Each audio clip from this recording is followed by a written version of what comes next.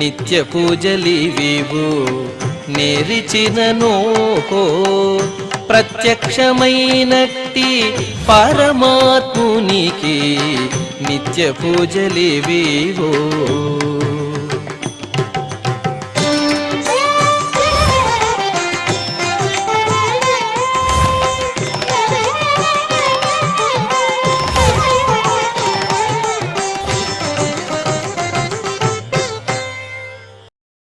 ఓం నమో వెంకటేశాయ. ఈరోజు శనివారము, శ్రీ శోభకృతనామ సంవత్సరము, ఉత్తరాయణము, హేమంత ఋతువు, పుష్యమాసము, శుక్లపక్షము, దశమి తిథి, కృత్తికా నక్షత్రము, జనవరి 20, 2024.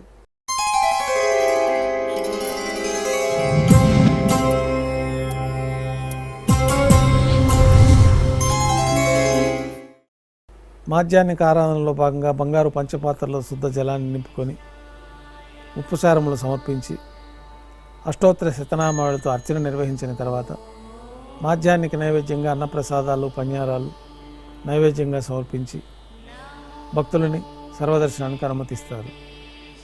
ఉభయ దేవేరులతో శ్రీ మలయప్ప స్వామివారు బంగారు తిరిచిపోయిన వేంచేస్తారు.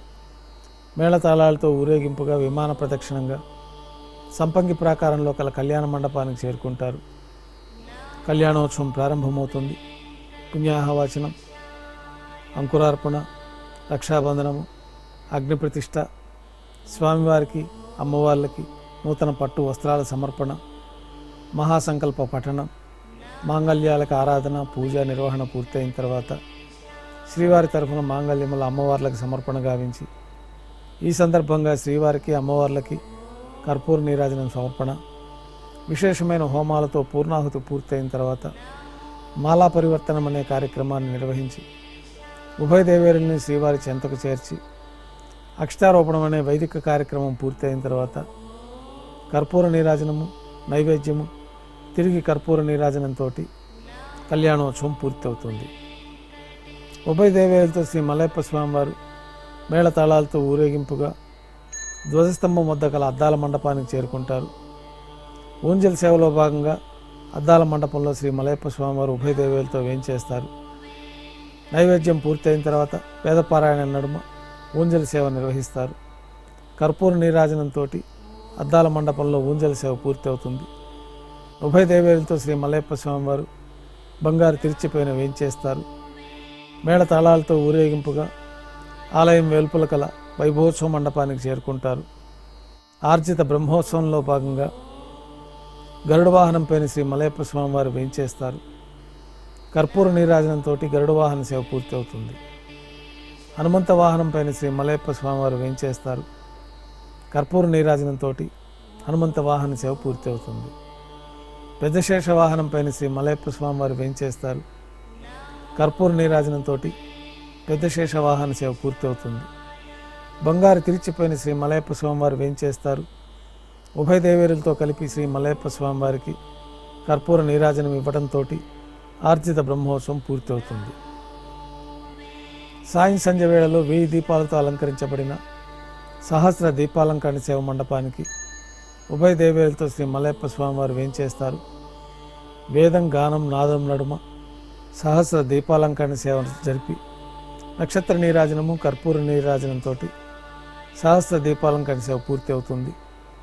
ఉభయ దేవేలతో శ్రీ మలయప్ప స్వామివారు బంగారు తిరిచిపోయిన మేళతాళాలతో ఊరేగింపుగా 4 తిరువీధుల్లో ప్రదక్షిణం చేసుకుని భక్తులను అనుగ్రహించి ఆలయానికి చేరుకుంటారు. ఆలయంలో నైవేద్యం పూర్తయిన తర్వాత గర్భాలయంలో వేంచేస్తారు. వెంటనే రాత్రి తోమాల సేవ ప్రారంభమవుతుంది. ఉదయం సమర్పించిన పుష్పమాలికలు సల్లింపు చేసుకుంటారు. గర్భాలయాన్ని శుద్ధి చేసి పంచపాత్రలో శుద్ధ జలాన్ని నింపి శ్రీ వైఖానస ఆగమోక్తమైన ఉపచారాలతో స్వామివారికి ఉత్సవమూర్తులకు ఉపచారాలు సమర్పించి కొత్త పుష్పమాలలతో మూలవర్లకి ఉత్సవమూర్తులకి అలంకరణ జరిపి చతుర్వేద మంత్రాలతో మంత్రపుష్పాన్ని సమర్పించి నక్షత్ర నీరాజనము, కర్పూర నీరాజనంతో రాత్రి తోమాల సేవ పూర్తి అవుతుంది. అష్టోత్తర శతనామాలతో అర్చన జరుగుతుంది. రాత్రి నైవేద్యంలో భాగంగా అన్నప్రసాదాలు, పన్యారాలు, దోశ, ఘంటానాదం మధ్య నైవేద్యంగా సమర్పించి తిరువీస నైవేద్యం పూర్తయిన తర్వాత భక్తులని సర్వదర్శనానికి అనుమతిస్తారు. కొద్ది విరామం తర్వాత ఏకాంత సేవలో భాగంగా రాత్రి సమర్పించిన పుష్పమాలికలు సల్లింపు చేసుకోవడం, గర్భాలయాన్ని శుద్ధి చేసుకోవడం, బ్రహ్మ తిరువారాధన కోసమై పంచపాత్రలో బంగారు బిందెలోని తీర్థాన్ని సమర్పణ గావించి ఏకాంత సేవలో భాగంగా కౌతుక భైరమైన శ్రీ భోగ శ్రీనివాసమూర్తి వారిని బంగారు పట్టు పాన్పు పైన వేంచేపు చేసి ఈ సందర్భంగా స్వామివారికి దారోష్ణమైన గోక్షీరము, జీడిపప్పు, ద్రాక్ష, బాదం పప్పు, పాలు, పండ్లు నైవేద్యంగా సమర్పించి కర్పూర నీరాజనంతో ఏకాంత సేవ పూర్తి అవుతుంది. ఓం నమో వెంకటేశాయ.